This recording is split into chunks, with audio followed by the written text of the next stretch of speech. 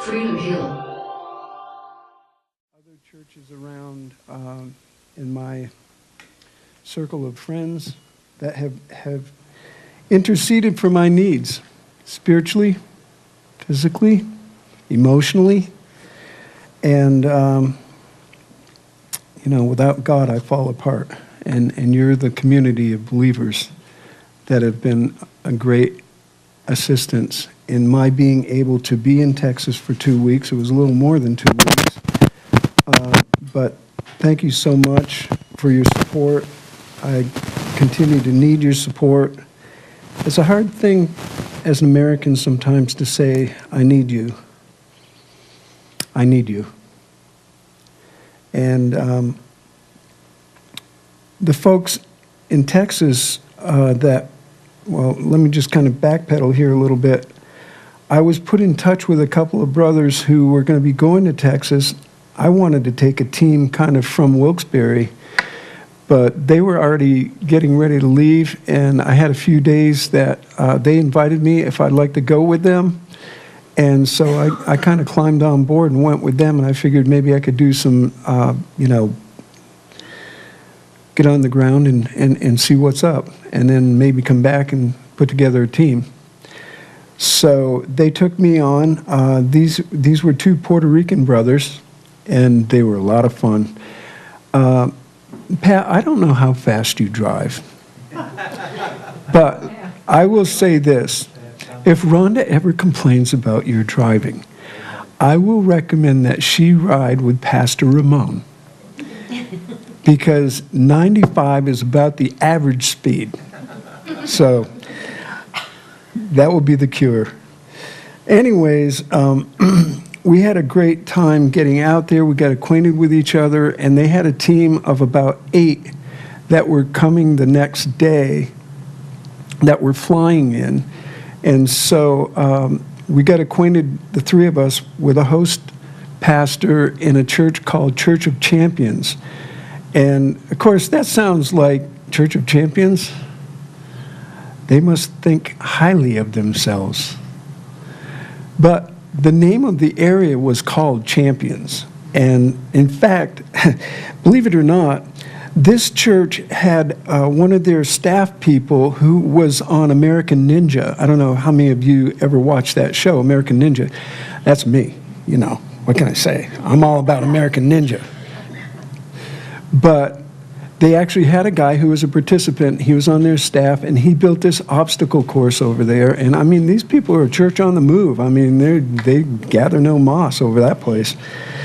That church had an elder who was a doctor that said, hey, there's an area over near Addicks Reservoir, and they were flooded pretty bad. That was another 45 minutes away from their church. But he knew of a person that was requesting for some help, so we went over there, and he introduced us to this gal who had numerous people on her list that really needed help. I guess I probably had to start the slideshow. Well, this is the day when everything is all calm, and here we are, peaceful. Next thing you know, it turns into this.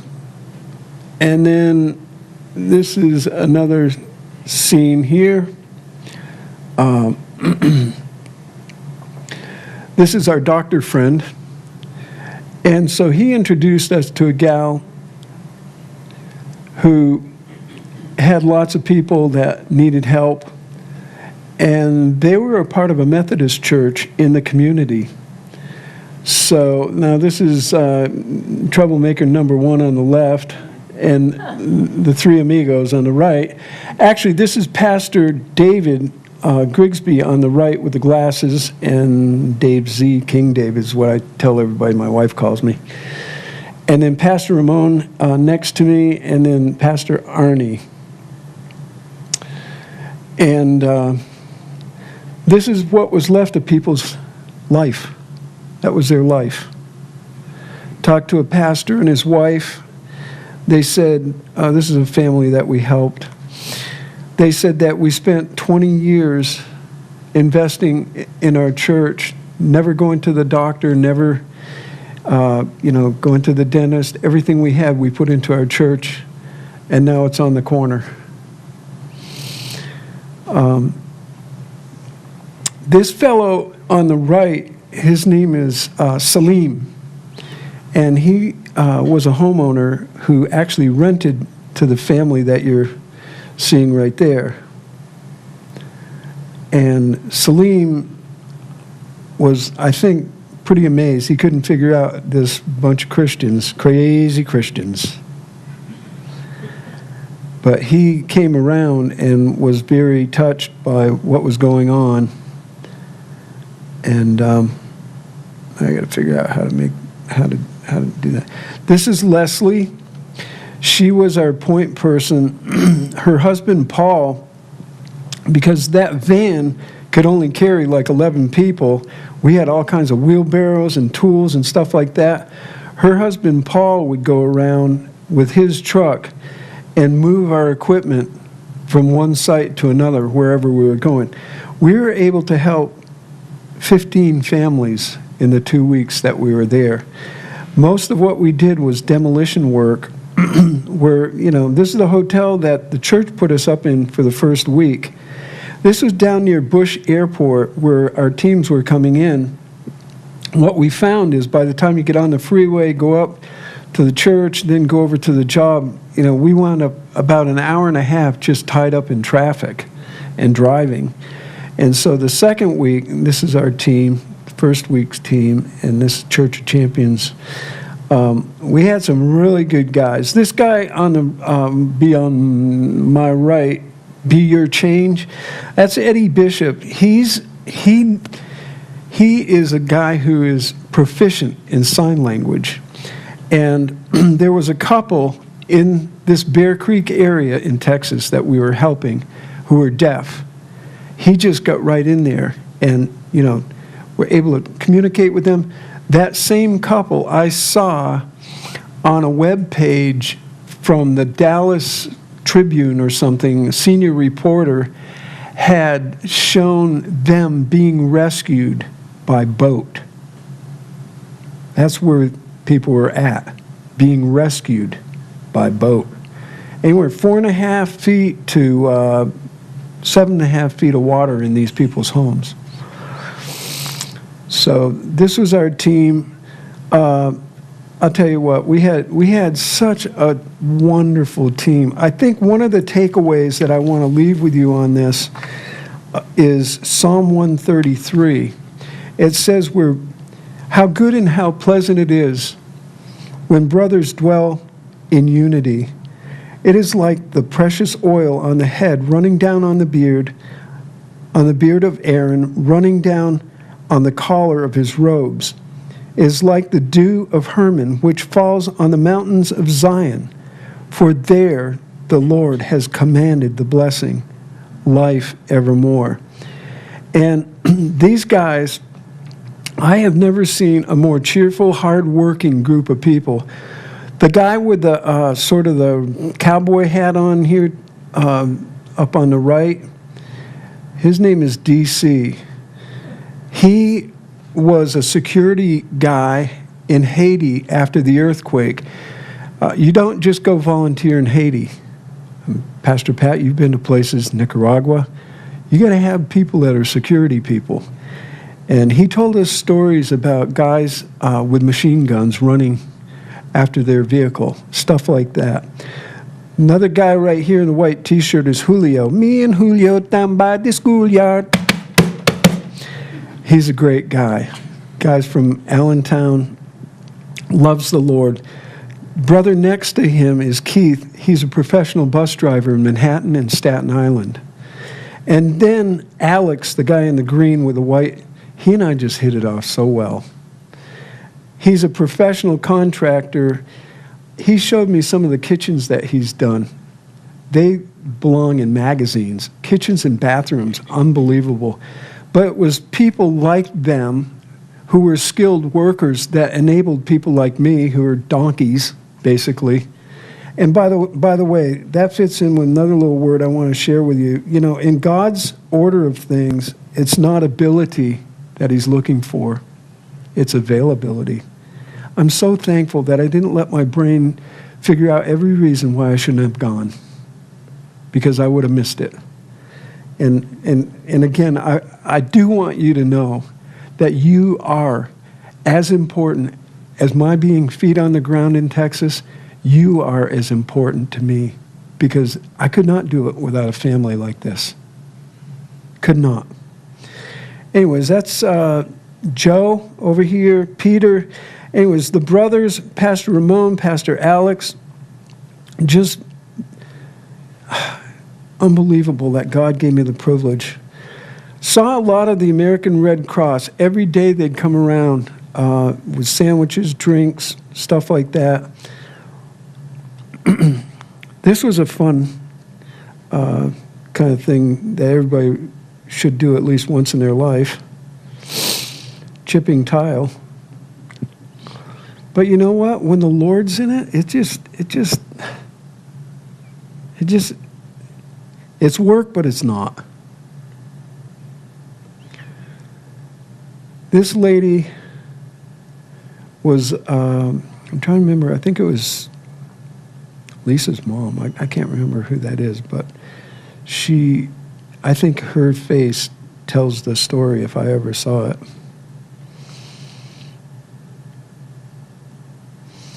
And, Leslie, and I believe that's her mom. She was our point person.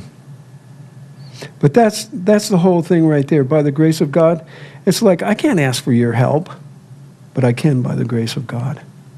I can lay down my pride by the grace of God. This is kind of what it looked like when we just about got done. We weren't totally done with that. Most of them had to be completely gutted. Some of them did not. They also had patrols out. If you weren't a member of the community, you would be, investigated. See whether or not you're supposed to be there. Keith and myself and our brother Eddie, unbelievable, the guy in the red shirt, sign language guy. He was there for 2 or 3 days, and then after we finished the home where the people were deaf, he got this respiratory thing and had to go to the emergency room. He was in the hospital for 5 days and finally released, but he couldn't go back into homes anymore. Alex and Joe, I paid those guys big money to smile.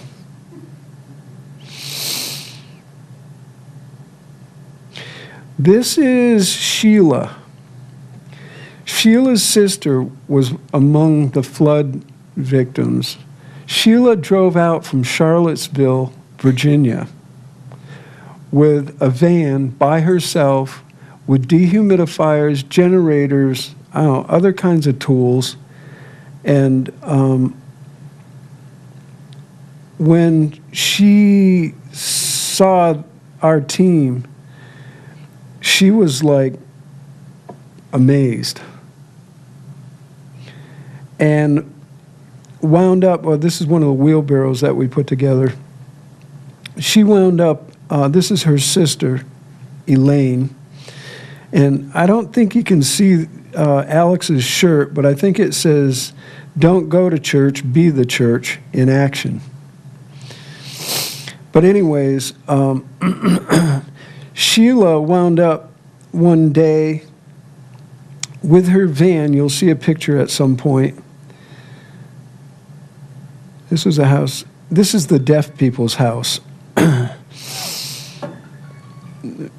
I can't remember their names, but Eddie's doing the signing. And he was praying for these people, signing. And I'm telling you right now, that prayer blew my mind.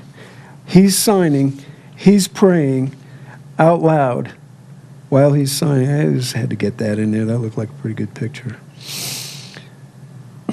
But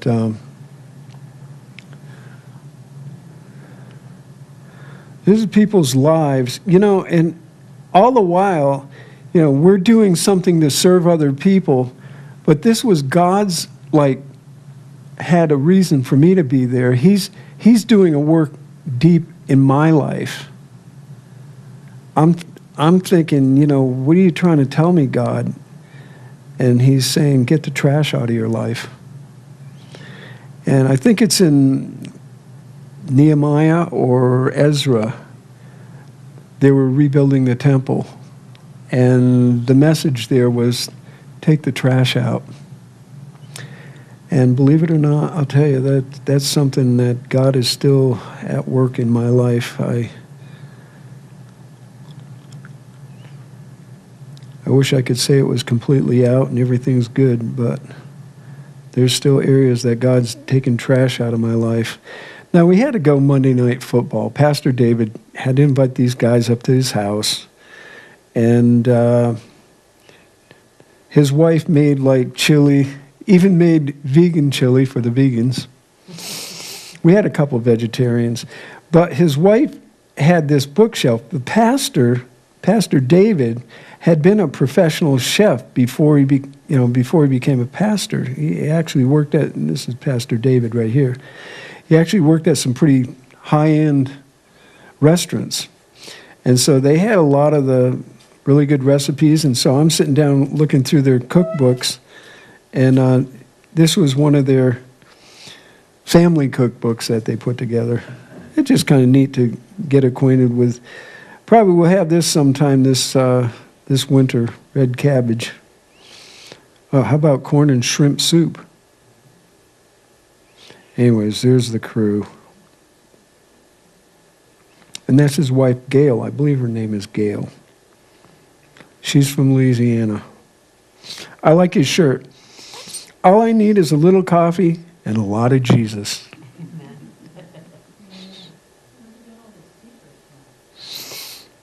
They probably save up their hard-earned money for him.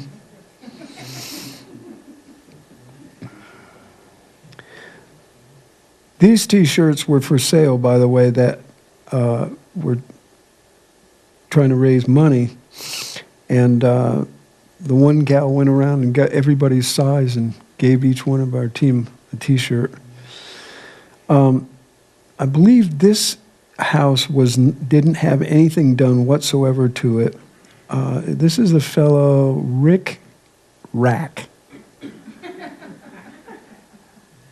He made the team a pile of brisket like this. He was so thankful. And at the day we left, we couldn't transport the team and all our stuff. He wound up taking the team to the airport in a separate vehicle so that we could get on the road early enough to get the van back when it needed to be. But this is the inside of his house. Nothing was removed. This is what we had to skateboard on. And, the floor's buckled. You're like on a boogie board. We found critters, we found snakes, toads, different things behind the walls. And it had that waste treatment smell. All of it had to be removed. Good thing we had a Sawzall, I can tell you that. This is one of the homes they tried to save a little something, but wasn't much to save. All this stuff had to be brought out to the curb. Now, this is Sheila, I told you, the gal from Charlotte. This is Jimmy John's. Jimmy John's is Subway's worst enemy, or worst nightmare. She went out and bought all this stuff for the team.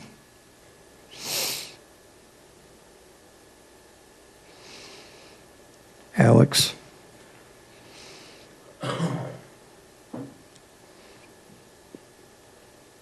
Billy Graham Association showed up. They were bringing around food to different flood victims.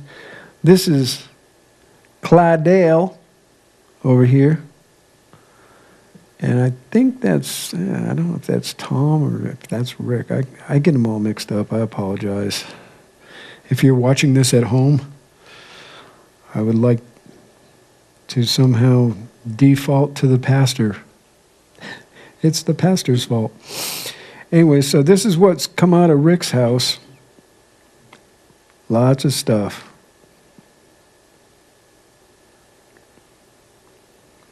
Pastor Ramon. This is your basic demolition gear. We would go buy Krispy Kreme, and the guys driving, the light's on, the light's on. They'd pull into the parking lot. Everybody would bail out. It's 8 o'clock in the morning. They'd go in, oh man, they just gave us all these hot donuts and stuff. I couldn't bring myself to it. Julio.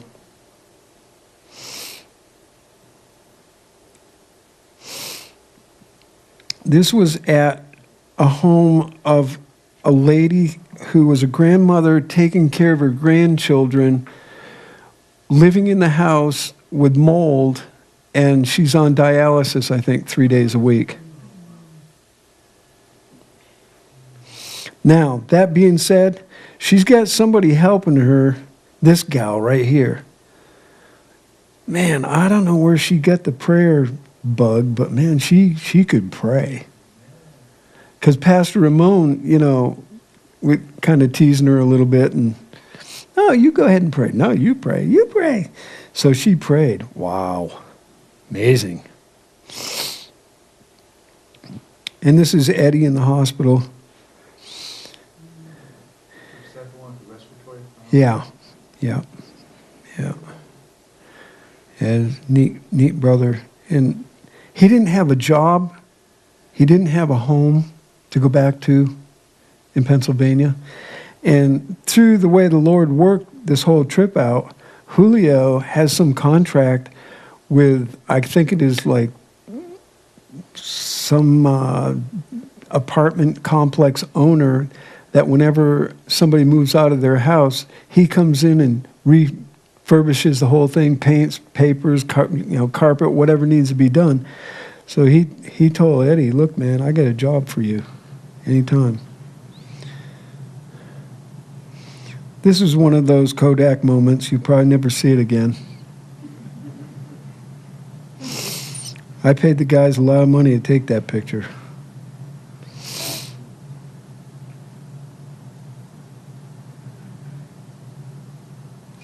They had a lot of street vendors. I'm trying to order in Spanish, and they didn't know what I wanted, so I let the other guys who know how to speak Spanish. That's Eddie again. This guy was a good brother, but, all right. You guys know I've been vegetarian, vegan for 10 years, maybe. I went up to see my son, John, in Austin. His birthday. He took me to some kind of Texas Roadhouse barbecue. It's like one of these pit boss places. And if you've ever seen Man vs. Food, they kind of chop up stuff and throw the stuff down on the counter and you just sample it. I might be vegan, but I'm not stupid. I had the best. Ribs, brisket. This guy is my, shall I say, conscience. You what? That's Keith. We're going to have to do something with you. That's sort of the... Friday, we all went out. The church took us out, and we had the place we went to was called Willie's. I don't know if it was Willie Nelson's or what, but probably not. They just opened the road now into another portion that had been underwater. This is a little park in the background. This road was underwater, for quite a while. This is our second week. This is what the church set up for us. They rented a house actually on the golf course, and they kind of put out an APB to all the church members, hey, if you got an air mattress or whatever. And this is my son, Jonathan. This lady, I took the bus back from Austin. I went upstairs. It was a double-decker bus. I went upstairs. I thought, all right, I'm going to be upstairs. I'll be able to see everything. And then I got upstairs and a bunch of people playing cards, and I don't know, it just didn't seem like the right thing for me up there. So I went back down, and there was a seat open right next to her. I said, hey, you mind if I sit with you? And she kind of looked at me, and she probably gulped, I don't know.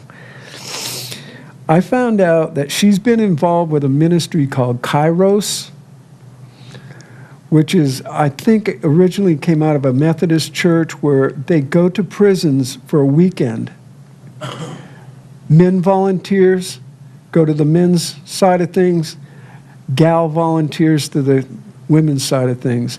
And they spend a weekend, and they just give short talks. They don't really talk a lot about the Lord right in the beginning, and they have to keep their talk to about 10 minutes, something like that.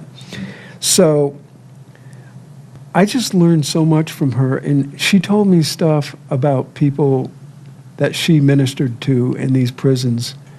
And she told me that most of the women that she's ministered to had 3 things in common: sexual abuse, violence, or like neglect or abandonment.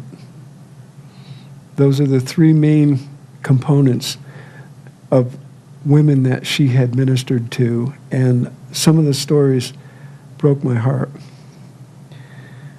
Anyways, her name is Sue. She was going to Houston to visit her 98-year-old mother. Here we are back on the job. They're all teasing me. You were gone for the weekend. We're out here working hard. Well, you can tell this second week sort of really started to take a lot out of me. And that was, I was trying to pick up a wheelbarrow to go around the corner and get my arm slashed on some nails sticking out of the wall.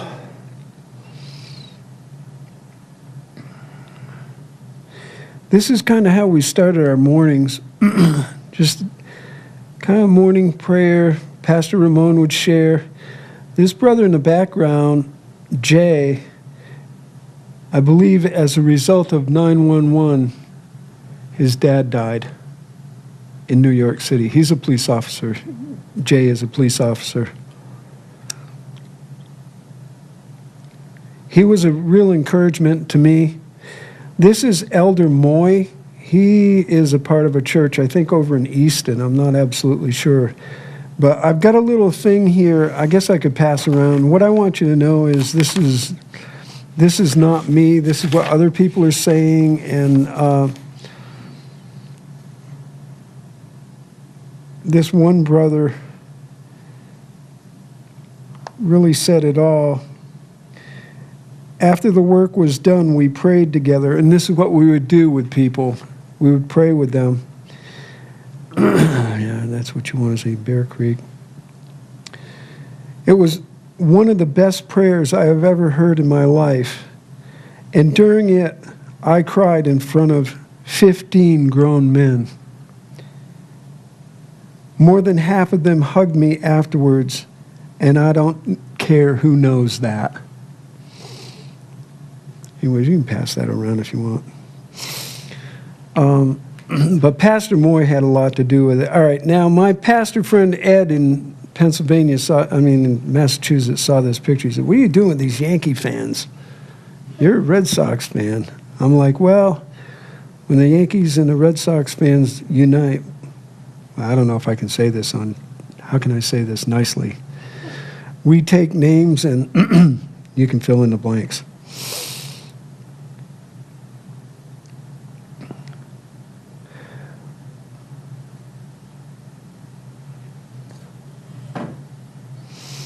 We had to get anybody looking for a used car, there's some cheap ones out there in Texas, I can tell you. This guy, Rand, had, that's his truck, the green truck, and that was his car we just saw. The car got demolished in the flood, and his truck was okay because he decided to take his sister's advice and to leave. He wasn't going to do that. Right here is the water line, the little blue tape on the telephone pole there, or the street light, that's where the water line was. And his sister said, I really wish you'd get a room. You ought to leave. And he's like, nah. So he told me, just to satisfy her, I just grabbed my dogs, and one of my dogs is old, so I had it sedated a little bit and then left it at the shelter. And they lost all the animals in the shelter. Yeah. People are reeling right now, I'm telling you. That's Rand. I had to get this picture for you, Rick. See the little Buckies down there? There's a story behind this. The story is there was a guy that went through Texas who couldn't find a clean restroom at a gas station. So he started a gas station called Bucky's. They have the cleanest restrooms. I'm telling you, Gloria and I have been there more than once. The place is spotless. And he's built a whole business right around that. I mean, you can go in there and you can buy barbecue, you can buy trinkets, you can eat off the floors. It is so clean there. But this is Rand. All right, how many domino players we got in the house? I'll be praying for you. Dominoes is one of the games that these guys like. I mean, I don't know how to play dominoes, but it was just...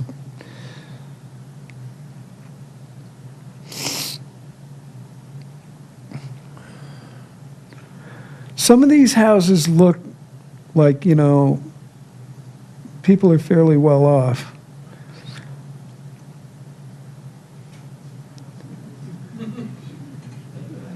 There are some people who are fairly well off, but we have also been informed that there are people who are on fixed incomes that aren't so well off. And, God doesn't have favorites. This is Wendy. She's the one who sent this little note around. Y'all came out here. You don't know how you changed us forever. She was on it, man. I mean, she was on top of everything.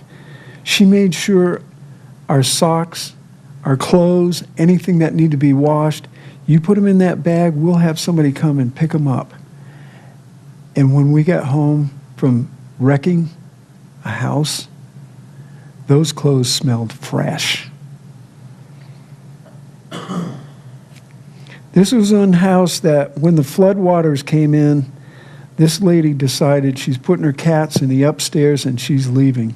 She was actually in England when we came to her house.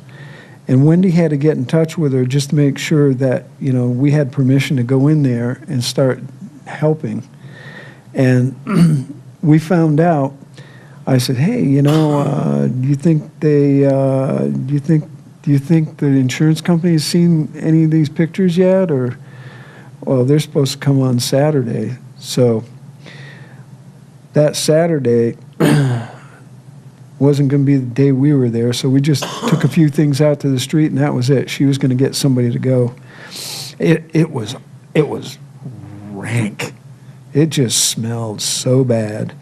This young guy, Andrew, he's a roofer from down in Macungie. Neat young man. He says, man, God had me here. He says, I am so glad I came on this trip. But this is all about, toxic waste. Now, I haven't shown this to Elder Moy yet, but I got to send him the picture. He hasn't seen that one yet. But anyways, what are you going to do? Candid camera. Got to add a little humor to this. This lady had COPD. She was shaking when we came to her home. She was shaking. She couldn't move stuff. She had no way to do that. Her name is Becky. And you know what? She's a woman of faith. She's thankful that God allowed her to park her car at the Methodist parking lot. Otherwise, those cars would have been done. This is the guy who prayed and said, I cried in front of 15 grown men and I don't care. Who would ever know? Who would ever know? Does anybody know what goes on in the heart of man?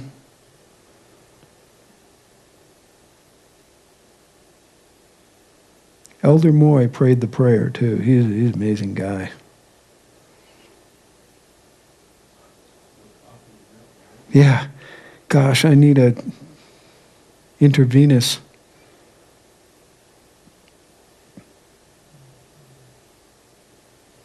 There's a neat guy, Tom, carrying those buckets. The unity is, I think, the biggest thing that spoke to people. And unity and, what was the other thing I was going to say? I already said this. Preach the gospel at all times. If necessary, use words.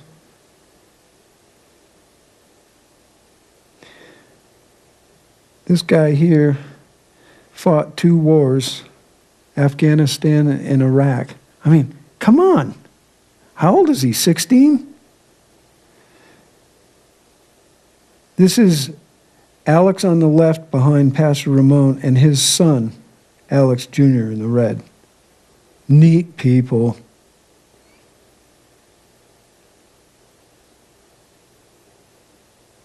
You can have mine, Pastor Pat. Mold on the ceiling. All right, this is the home that we went into, our last home. And the homeowner was not able to comprehend who we were, anything about it. Pastor Arnie has his arm out on her shoulder and assured her, we will not touch a thing except you tell us what you would like. That just ministered to me. I'm a bull in a china closet. I mean, Pastor Pat knows this. You guys have been around me. I just kind of trample on people. And Pastor Arnie just, he just opened my eyes to the right way to do things. We will not do a thing. This is just before we even went in the house. We won't do a thing. You tell us what you would like us to do. Well, how much is it going to cost me? She was concerned. She has no job. She has no income. She's still making house payments. She lost her car. She's got nothing, but the bills are coming in. And she's self-employed. So we prayed with her before we went into the house. And then she began to show us different things that she liked done. And as you saw, that mold on the ceiling. And by the end of our time there, she wanted to rededicate her life to Jesus Christ. She had lost a friend in that house within the last year. Died in the house. She had gone through a divorce, and now her house is completely ruined. But she's not ruined because God has a new chapter for her life. It was a hard 2 weeks. It was tough. That prayer made it all worth it for me.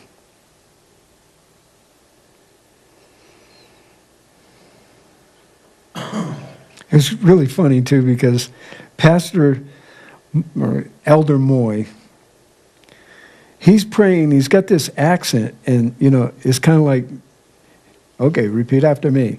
And then he'd get 3 words into it and she'd say, what? But there was a contriteness there. She was just really coming to the place where it needed to be laid at the feet of Jesus, and she did that. I mean, that is precious to me, and there's no words that can express that right there. No words can express that. This was our little send-off dinner.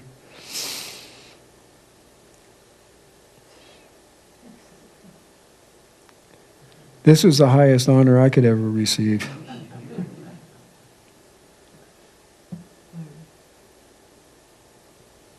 He's one of the members of the Methodist Church. You know, I said to him, do you play music? Music? No. But I've always wanted to sing in the church choir. That's what he does. I love that picture. That's Keith.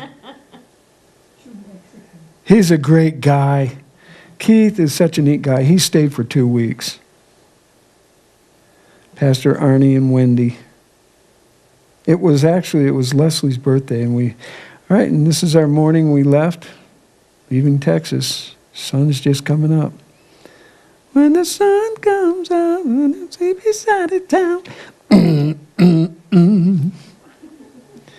This is Pastor Ramon. He can drive with his knees and adjust the music, doing 95. And this is their church in Nazareth. I like that little symbol. That's it, folks. Thank you for your time. Thank you for your love. Thank you. I want to just say, one scripture that touched me is because so often we want to control it. I want to control it. Pastor Arnie and Pastor Ramon were really the guys in charge. I kind of got to just stand back and watch God do it. I didn't have to do a thing. I just had to do what God wanted me to do. And the scripture came to me, Isaiah 55, 8 and 9. My thoughts are not your thoughts. Neither are your ways my ways, declares the Lord. For as the heavens are higher than the earth, so are my ways higher than your ways, and my thoughts than your thoughts. Thank you, Pastor. Let's give Dave a hand.